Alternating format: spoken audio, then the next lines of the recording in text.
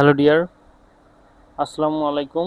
এখন আমি যে টপিকটা নিয়ে আলোচনা করব এটা হচ্ছে অ্যাসার্টিভ টু ইন্টারোগেটিভ। এটা শুধুমাত্র এইচএসসির জন্য নয়, এটা তোমাদের এসএসসি, এইচএসসি এবং জেএসসি অর্থাৎ যারা ক্লাস 8-এ আছো তাদের জন্য খুব গুরুত্বপূর্ণ। এখানে হচ্ছে যে গোল্ডেন রুলসগুলো আছে, অর্থ অপরিবর্তিত রাখতে হবে, অর্থাৎ যেটাই করো না কেন অর্থ তোমাদের অপরিবর্তিত রাখতে হবে। এটা কিন্তু আগেই আমি বলছি যে ট্রান্সফরমেশন অফ সেন্টেন্স অথবা চেঞ্জিং সেন্টেন্স যে নামেই তোমাদের আসুক পরীক্ষার মধ্যে, এটা হচ্ছে তোমার কিন্তু অর্থ পরিবর্তন করা যাবে না।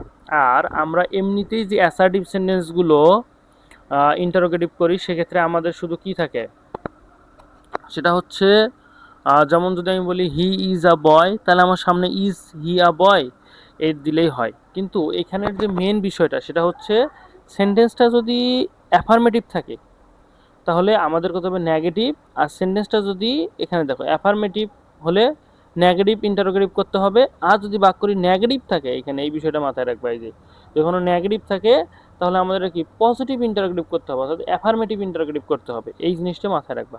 তাহলে সেন্টেন্সটা যদি আমার কি থাকে নেগেটিভ, তাহলে করতে হবে অ্যাফার্মেটিভ। আর অ্যাফার্মেটিভ থাকলে আমাকে কি করতে হবে, নেগেটিভ করতে হবে। ইন্টারোগেটিভ তো যে মেইন বিষয়টা সেটা হচ্ছে। আর অবশ্যই যদি তুমি এই কয়টা জিনিস মাথায় রাখবে, 1 নম্বর কথা অর্থ অপরিবর্তিত রাখতে হবে, 2 নম্বর কথা অ্যাফার্মেটিভ থাকলে নেগেটিভ করতে হবে, 3 নম্বর কথা কি নেগেটিভ থাকলে অবশ্যই কি অ্যাফার্মেটিভ পজিটিভ অর্থাৎ হ্যাঁ বোধক প্রশ্নবোধক করতে হবে।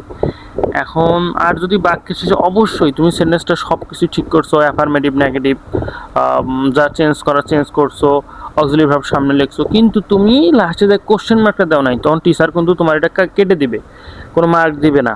ওকে, তাহলে যে বিষয়টা এই 4টে জিনিস আমি যে কোনো টপিক আলোচনা করার ক্ষেত্রে আমি কিন্তু আগে বলে দিই যে এখানে যে বিষয়গুলো সতর্ক থাকার দরকার। আমি যখন সর্বপ্রথম প্র্যাকটিস করি যে বিষয়গুলো আমার ভুল হচ্ছিলো এই বিষয়গুলো আমি এখানে লিখে দিচ্ছি, অথবা যে বিষয়গুলো আমার কনফিউশন ছিল সেই বিষয়গুলো আমি উপরে লিখে দেই। এগুলো তোমরা সজাগ থাকবা। তাহলে এখানে কি অ্যাফার্মেটিভ যদি কখনো থাকে, তাহলে যদি কোনো অক্সিলারি ভার্ব না থাকে তাহলে এই যে ডোন, ডাস অথবা ডিড নট ব্যবহার করতে হবে। এখন এখানে বিষয় হচ্ছে কখন ডাস, কখন ডিড, কখন ডু, এই বিষয় কিন্তু আমি আলোচনা করে দিছি, এখানে আমার প্লে লিস্টে দেখতে পারবা। তারপর আমি বলি যদি কোনো সাবজেক্টের থার্ড পারসন সিঙ্গুলার নাম্বার হয় তাহলে বসবে ডাজেন্ট। আর যদি পাস্ট টেন্স হয় তাহলে বসবে ডিড, ডিডেন্ট। আর যদি প্রেজেন্ট টেন্স হয় কিন্তু সাবজেক্টটা প্লুরাল হয় তাহলে ডন্ট বসবে। ওকে, তাহলে থার্ড পারসন সিঙ্গুলার নাম্বার হলে কি হবে, ডাজ। আর সিঙ্গুলার নাম্বার না হলে কি হবে, থার্ড পারসন সিঙ্গুলার না হলে ডন্ট। আর টেন্স হলে ডিডেন্ট কিন্তু আমার হবে।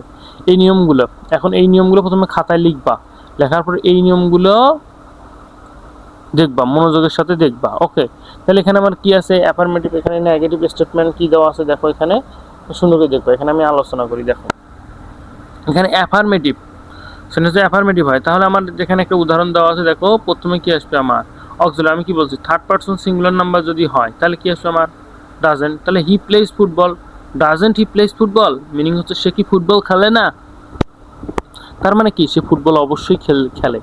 ক্লিয়ার? আচ্ছা, তারপরে এখানে যে আমার 2 নম্বর নিয়মটা দেখো, আমি এখানে 2 নম্বর নিয়মটা কি দিছি দেখো, তাহলে এখানে কি দিছে ডু ডাজ ডিড যদি দেওয়াই থাকে, যেমন ডোন্ট নো হিম তাহলে এখানে কি ডু আই। তাহলে এখানে যে আমি বলছি যে সেন্টেন্সটা কি থাকে অ্যাফার্মেটিভ থাকলে নেগেটিভ, নেগেটিভ থাকলে কি অ্যাফার্মেটিভ করতে হবে। ওকে, এবং অবশ্যই দেখো লাস্টে কোশ্চেন মার্ক কিন্তু আমি দিয়ে দিছি। আচ্ছা, এখানে দেখো আমার এখানে কি দেয়ার ইজ নো, যদি দেয়ার ইজ নো বার্ড থাকে তাহলে হু ডাজ নট দিয়ে আমাকে কিন্তু করতে হবে, এরপর ভার্ব। ওকে, আচ্ছা, আর একটা বিকল্প করা যায় ইজ দেয়ার এনি দিয়েও কিন্তু করা যায়, ইজ দেয়ার এনি দিয়েও কিন্তু করা যায়, কিন্তু তোমরা সবসময় হু ডাজ নট দিয়ে করার চেষ্টা করবে। তাহলে there is no man but, তাহলে এখানে হবে হু ডাজ নট, কেন এই যে হু ডাজ নট কান্ট্রি। তারপর দেয়ার ইজ নো মাদার, এই যে who does not her child, এটা মাথায় রাখবা সবসময়। তারপর এভরিবডি অল যদি কখনো থাকে তাহলে who does not, every one likes এই যে ফ্লোয়ার, তাহলে who does not like flower. খালি এভরি ওয়ান এভরিবডিটা শুধু তুলে দিবা, অলটা তুলে দিবা, দিয়ে সুন্দর করে লিখবা তোমরা। ওকে, তাহলে এখানে যে সাবজেক্টটা থাকবে এটাকে তুলে দিবা, আর খালি হু ডাজ নট বসে দিবা। কত ইজি নিয়ম না? আর তোমাদের চেঞ্জিং সেন্টেন্সটা হচ্ছে সবচেয়ে সহজ একটা টপিক, শুধু একটু মাথায় রাখলে, কিছু নিয়ম একটু মাথায় রাখলে বুঝতে অনেক সুবিধা হয়। তাহলে নো বডি নান যদি থাকে তাহলে আমি হু দিয়ে করব, কেন আমি তো আগেই বলছি এখানে যে যদি এখানে অ্যাফার্মেটিভ থাকে তাহলে নেগেটিভ করতে হবে, নেগেটিভ থাকলে কী করতে হবে নান। তার মানে সেন্টেন্সটা আমার কী আছে অবশ্যই আমার কি আছে, নেগেটিভে আছে।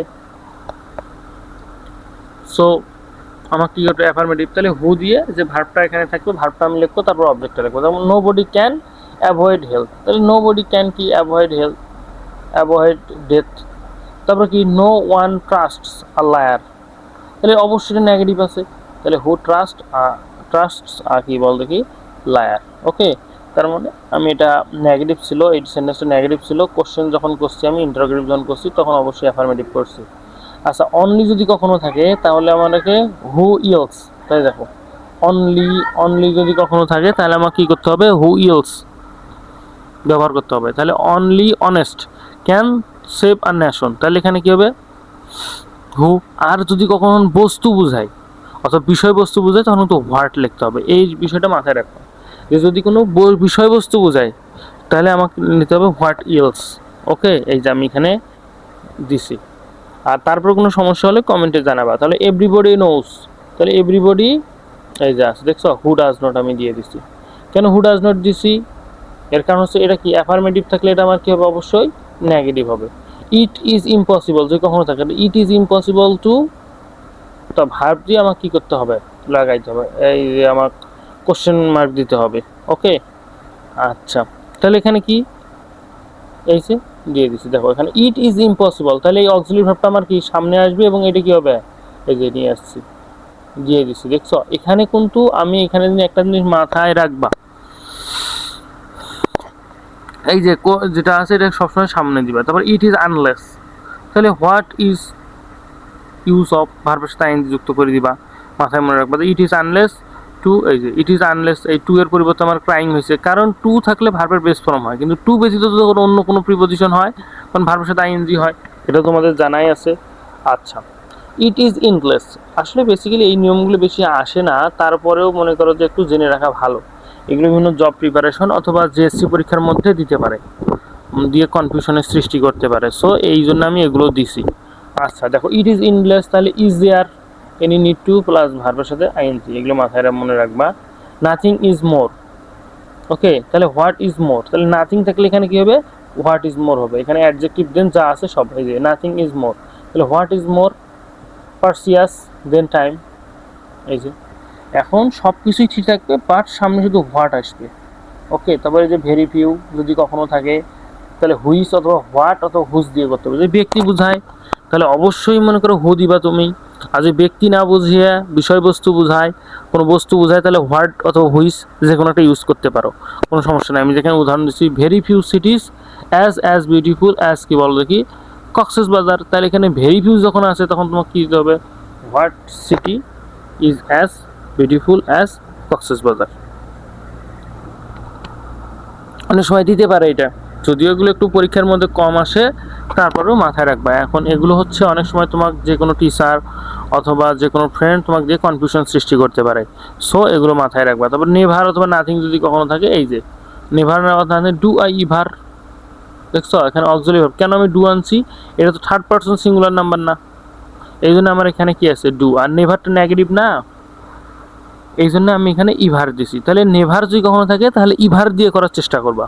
দেয়ার ওয়াজ নাথিং টু ডু, তাহলে এই যে নাথিং তাহলে কী হবে, এনিথিং, এটা মাথায় রাখবা যে ইভার নেভার থাকলে ইভার হবে, নাথিং থাকলে এনিথিং। এটা কিন্তু আসে পরীক্ষার মধ্যে, প্রায় আসে, ইভার নেভার এগুলো আসে।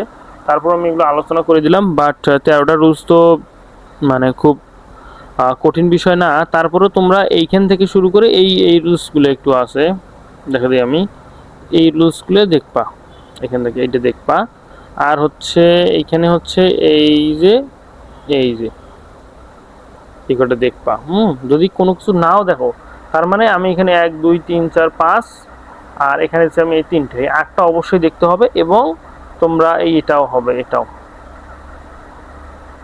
তোমার এই যে এটা আছে না, এটাও একটু বাসায় দেখিও। তাহলে এই 8 9টা সুন্দর করে বাসায় দেখবা, দেখলে ইনশাল্লাহ কোনো সমস্যা থাকবে না। ঠিক আছে, ধন্যবাদ, আসসালামু আলাইকুম।